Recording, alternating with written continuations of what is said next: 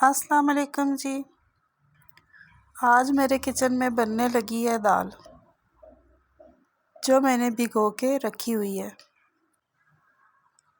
आज आपको मैं दिखाती हूँ गांव का किचन, जहाँ खाना पकाने के लिए आग भी जलती है और मेरे सब्र का जनाजा भी निकलता है। शहर वाले बेचारी ख़वातीन कहती हैं, ओहो गैस नहीं आ रही। मैं सोचती हूँ कि आओ देखो हमारा हाल। यहाँ गैस का तो सवाल ही पैदा नहीं होता। यहाँ लकड़ी, धुआं और मेरी हिचकियाँ हैं। सबसे पहले तो मैंने लकड़ियाँ उठाई। ये लकड़ियाँ भी बड़ी नवाबजादी निकली, एकदम जलती ही नहीं है। मैंने कहा बीबियो, तुम्हें जलने में इतना गरूर क्यों आ रहा है। मैंने माचिस जलाई, आग बुझ गई। दोबारा माचिस जलाई, फिर आग बुझ गई। 10 तीलियाँ जलाई तो 11वीं जाके आग पकड़ी। अब तो ऐसा धुआं निकला कि पूरा गांव समझे कि कोई शादी का फोक शो शुरू हो गया है।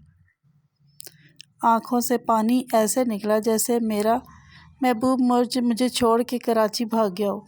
बड़ी मेहनत से जब आग जली तो मैंने देगची रखी, दाल धोई, पानी डाला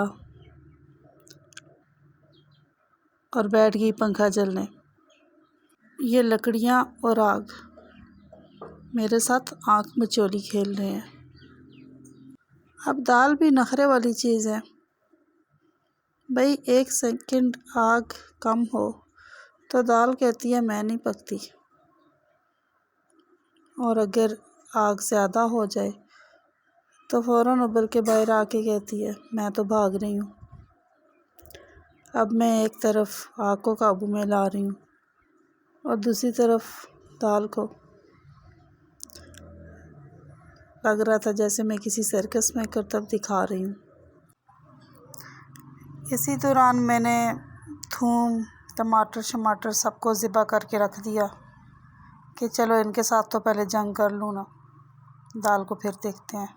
किचन में सबसे बड़ा दुश्मन अगर कोई है तो वो है लहसुन और अदरक का जोड़।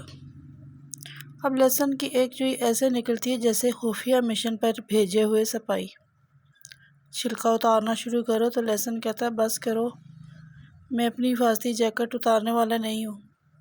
कभी हाथ से फिसल के ज़मीन पे जा गिरता है और कभी पूरा किचन इसके पीछे दौड़ने लगता है जैसे छोटा बच्चा खेल रहा हो।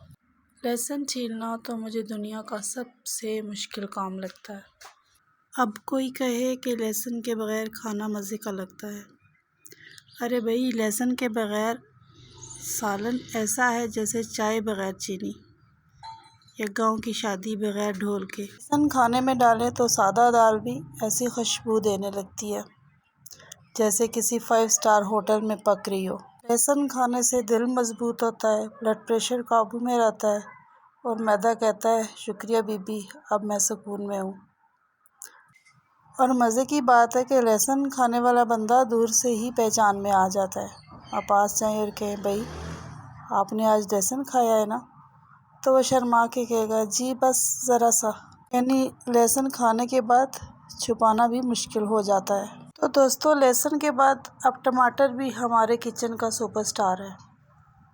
अगर खाने में टमाटर ना हो तो सालन ऐसा लगता है जैसे ड्रामे में विलन हो मगर हीरोइन ना हो। लेकिन मानना पड़ेगा, टमाटर के बगैर खाना अधूरा है। कभी कभी दाल इतनी तेज़ उबलती है कि ढक्कन हिलने लगता है। जगह ढक्कन भी कह रहा हो भाई ज़रा आहिस्ता, मैं भी टिक के बैठ लूँ। ध्यान ना दिया जाए तो सारी दाल उबल के बाहर आ जाए और चूल्हा ऐसे लगे जैसे इस पर पीले रंग का रोगन हुआ हो। आखिरकार दाल हल्की हल्की सस्ती मारती है और सुकून से बैठ जाती है। अल्लाह अल्लाह करके दाल तो उबल गई। अब बारी आती है तड़का बनाने की। 1 चम्मच ऑयल डालेंगे इसमें और फिर लहसुन अदरक का पेस्ट डालना है। ये लहसुन अदरक का पेस्ट डाल के इसको बहुत अच्छे से भून लेना है। गोल्डन फ्राई करके इसके बाद इसमें टमाटर डालने हैं। और ये साथ में मेरी मानो भी आ गई मुझे हेल्प करवाने। खाना बनाना भी एक बहुत बड़ा आर्ट है। थक मार के बंदा किचन से निकलता है और खाना फिर भी कह रहा होता है कि इसमें कोई ना कोई कमी हो ही गई है। कभी मिर्च तेज़ हो जाती है, कभी नमक कम हो जाता है, कभी ऑयल तेज़ हो जाता है, कभी आग नहीं जल रही होती। तो ये सारी चीज़ें मिलकर ऐसा ड्रामा बनाती हैं कि बंदा कहता है यार बस रोज़ा ही रख लो। टमाटर अच्छे से फ्राई कर लेने हैं। भून के टमाटर बिल्कुल जब इनका घी अलग हो जाए, इसमें मैंने ये जो उबली हुई दाल थी जो उबाल के, जिसने बहुत ड्रामे किए थे मेरे साथ, अच्छे से भून लेनी है।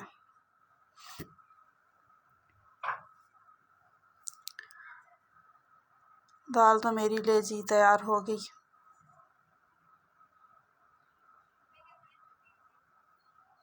बहुत ही मज़े की, बहुत ही प्यारी। मिलते हैं किसी अगली वीडियो में,